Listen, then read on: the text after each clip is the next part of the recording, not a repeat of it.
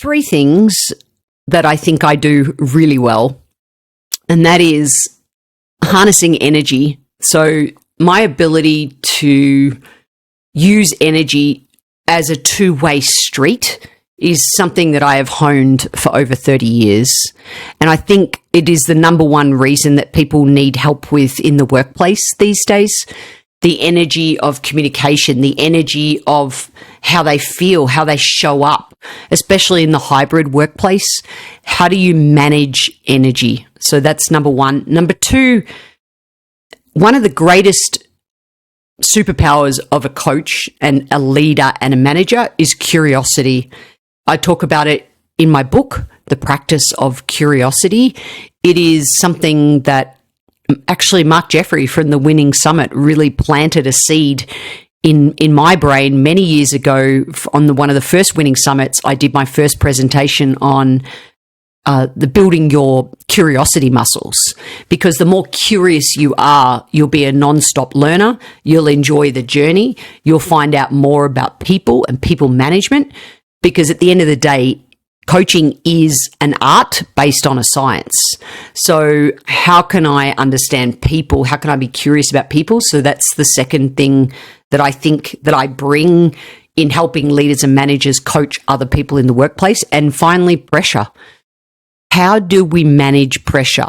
How do we adopt a champion mindset? How do we take on board why top champions fail and adopt strategies to not let that happen so we can be more resilient?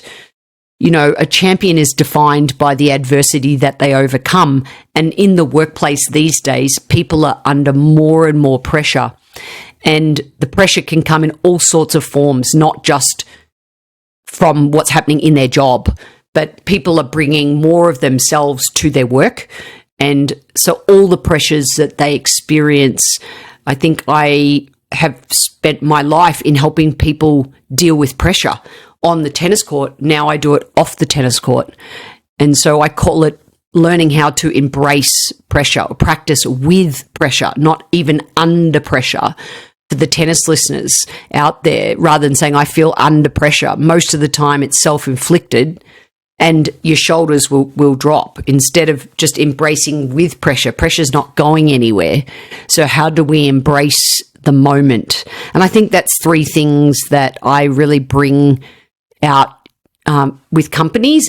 And also I just want to definitely make the point that I use, my two worlds have definitely collided, because I use all the things that I learnt from tennis and practice with learn through play.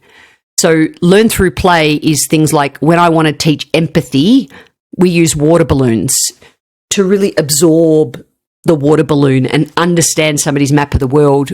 When we focus on strengths, we do gratitude relays with beanbags and fishing net rackets and in a boardroom. So I use concepts to help people understand the learning by using everything I used to use, more for like 2 to 5 year olds, but that we don't tell the corporate people that.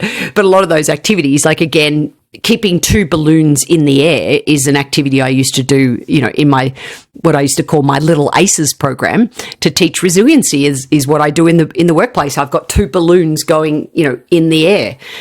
So learn through play is something that not many people out there are teaching. A lot of people teach corporate skills. I use my superpowers from chapter 1 and mold them into chapter 2.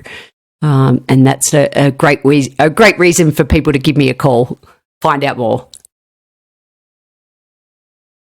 Yeah, being agile again is a great piece of advice. And you have a worthy triangle with energy, and you point it in the hybrid environment is key, and that's great. Curiosity and how to handle pressure. The tennis field is field of pressure.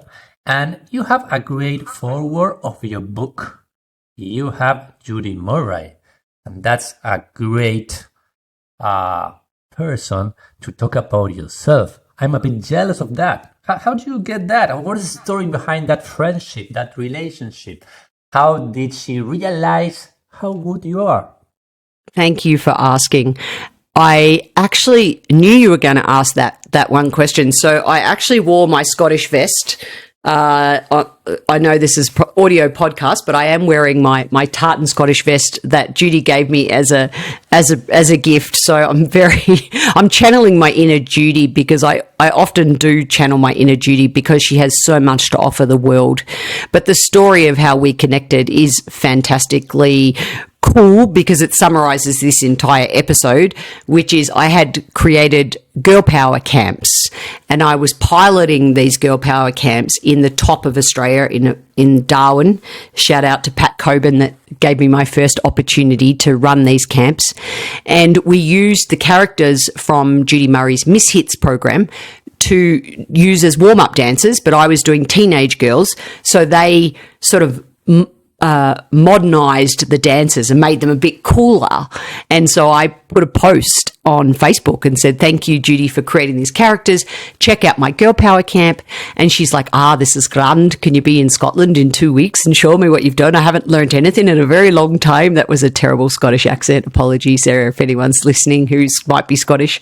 And basically, the next thing you know, within 2 weeks, I was on a plane, landed in Scotland, and I ran a whole day where I came in with the coaches in the morning, which is very much Judy's philosophy, train the coaches, then actually bring in the girls and run the camp so that the coaches could then help me out and experience on the go training, peer training, and run these camps. And then I ended up running those camps for about 5 or 6 years.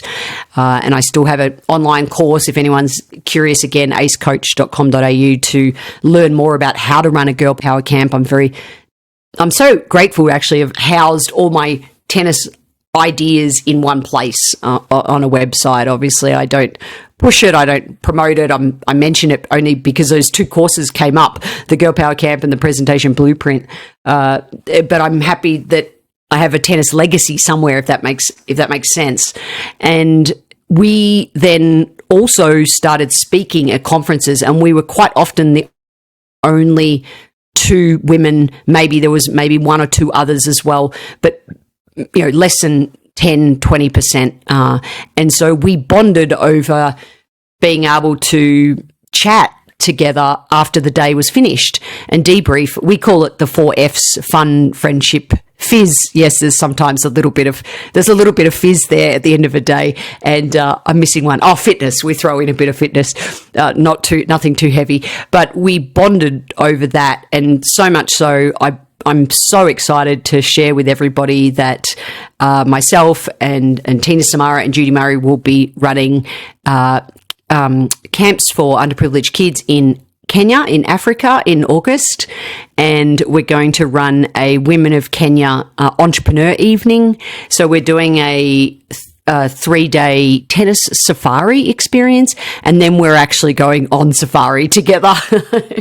So we're going to have five nights, 6 days out after we work, and we often will do things where we do work and we work really hard, and then we'll have fun, and we definitely do a lot of that. And I'm very grateful to the friendship, and even more so her famous line that I'll share, that I use in everything I do. She says, great coaches, what they do is they let the activity do the teaching for them. So I'll say that again. Let the activity do the teaching for you.